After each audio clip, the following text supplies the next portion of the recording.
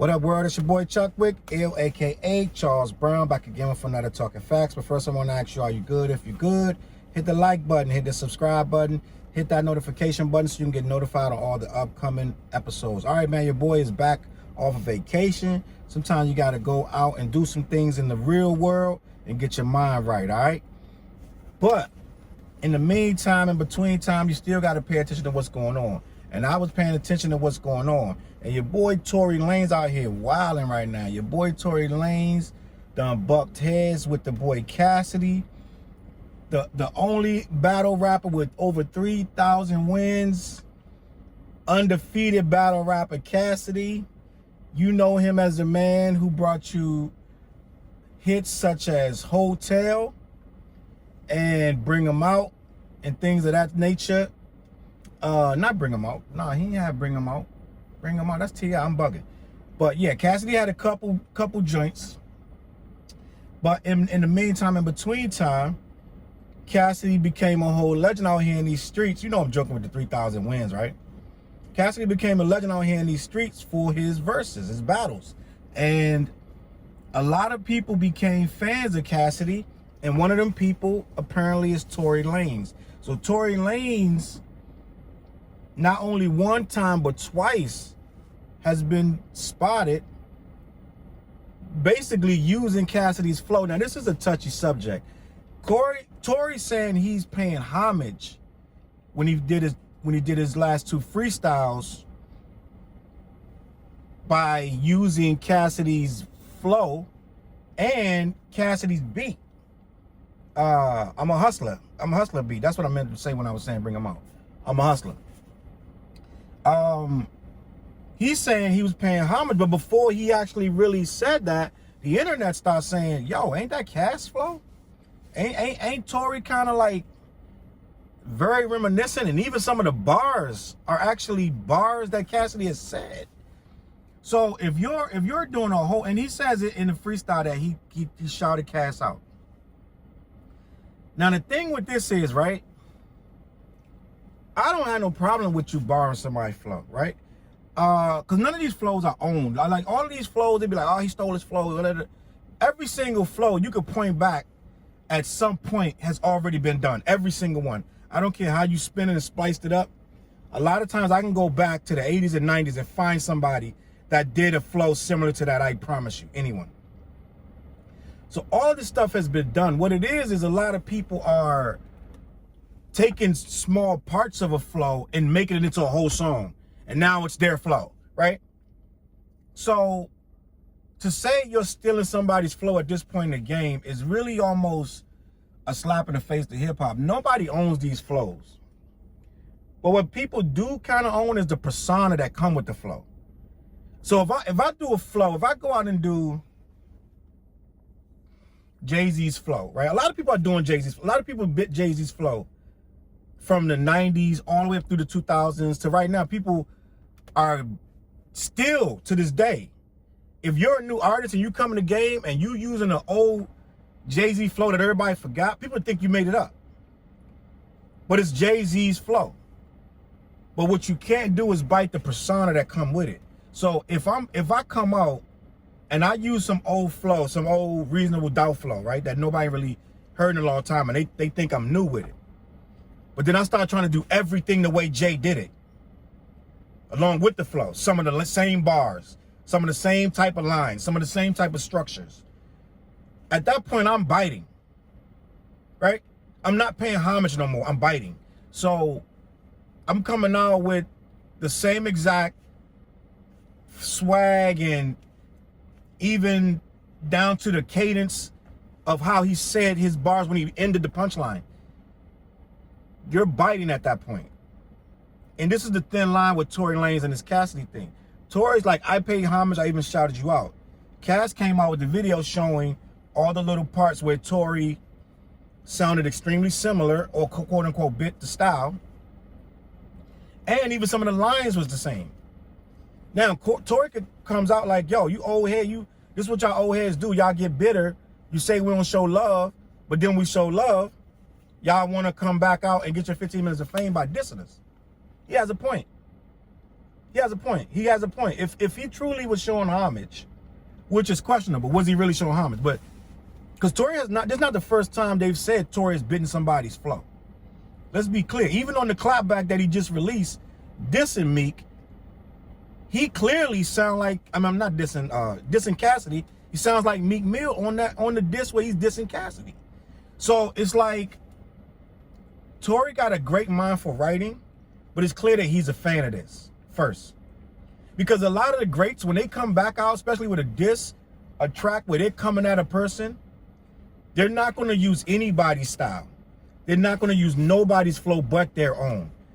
Because that's what they do. A great rapper is going to, you're not going to be able to say, oh, on Ether, Nas came back and he sounded like Guru.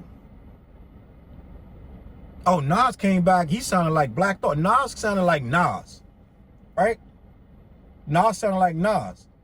And that record sounded test of time. When Cannabis dissed LL Cool J, he didn't come out sounding like Run DMC or somebody. He came out sounding like Cannabis. Nobody was doing it like him, right? And so when Tory came back with the response, dissing Cassidy, it's a dope, it sound fire. Until somebody's like, yo, that's Meek's flow. So you jump from, so I guess you know what I'm saying? You paying homage to Meek at this point. So you jump from being accused of stealing Cassidy's flow, and then you respond out of anger.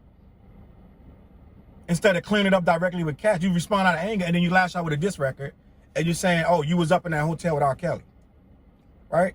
So this is my thing. I have a problem with rap. People spin on a dime like this. It'd be like, y'all was cool. You can look at almost every beef, especially the ones when they were friends, right? Like when Mobb Deep was boys for life, and then they fell out, and now all of a sudden he gay and he do this and that, and I'm like, look at G Unit. Look at how 50 playing these guys to this day, right? To this day, still playing them, still clowning them. But at one point, that was the unit, G Unit. And we cool and this and that and the third, and don't mess with G Unit and all this and that. I hate when you're supposed to be cool, especially to an elder statesman, and that you're saying you're paying homage to, but as soon as he has an issue with you, you go full on 180. Now you dissing him and clowning him and saying he was up in the hotel with R. Kelly. And this is the problem. This is why we say the youth don't have no respect, right? So like back in the day, right? Not everybody, but some people, if they really respected each other, they would hash that out. Nas never disrespected Tupac on record. They came out with a unreleased diss, right? It's 25 years later, bro. He never released it. Everybody got a record that they wrote that they didn't release. There's a lot of them. Drake didn't release the Pusha T record. It don't mean that he didn't feel away at a certain point, but the first thing these younger cats do, and I don't even think Tory all that young like that. I don't really think he all that young like that. I think Tory might be 30. I don't know. I could be wrong. But the first thing is like, we're gonna lash out at anybody. Everybody can get it. If you paid homage and you say that that's your man, why the first thing that he came out with a video, he didn't diss you. He just showed comparisons of his verses and the verses you spit. He did not diss you. You took that, Tory, ran with it, and now you dissing them and this and that, clowning them. And that's the thing. How much homage could you have been paying to him? Because like me, I'm a huge KRS-One fan. Huge Jay-Z, huge Nas, huge Rakim fan. If I came out with a record and everybody's like, oh, you sound like Rakim, and then Rakim comes out and just showing the comparisons, you think my first response gonna be an all-out diss record of Rakim? Clowning them, or you got them big-ass boots on, them big pants. Like, why would I do that if I really respected the man? And that's the problem with this generation. That the very first second you get any form of, you feel slighted in the slightest way, it's all out retaliation, all out war. And it's like, that's where we get the disconnect. There's no respect level that these guys have for nobody. His immediate response was to take it to social media and disrespect the man. And I can't respect that. So my whole synopsis is, when you're going to say, did Tory Lanez steal the flow, or was he paying homage? He had a good defense when he said, I was paying homage to you, and this is how y'all old heads do. Okay, we got that was perfect response. But now when you come up with the diss record, now we know you didn't really respect the man like that. It's just a fact. You're not going to respect the man, but then do a diss record for him within 2 days. How much respect did you have to come out with a diss record in a day or two? Like, you couldn't have had that much respect. So the verdict is, you stole his flow, got caught with it, then got defensive when he called you out on it. That's the only way you can look at it, because you're not going to go. If you claim you shouted him out, right? You claim you shouted him out. I shouted you out, Kaz, and this is the thanks I get. Okay, that's your feelings was hurt, blah, blah, blah. That's the defense. Leave it at that. He didn't make a whole record about you. So now when you come with the diss record, you showing your hand. You showing that it was never about respect. It was that you stole his flow. Because you couldn't have respect for the man if you dissed him right after that. Like the story I was talking about, Mobb Deep. They started dissing each other, and then they got back together and was cool. And this is the thing. If you respect the man, and to me, on some stand-up man stuff, you should never diss him. Even if he disses you. Because to be a stand-up individual, you can't ride with a dude for 10 years and then call him a fag or gay or something. Like, oh, he's a fag. Like, all this stuff. You can't do that. You can't do that.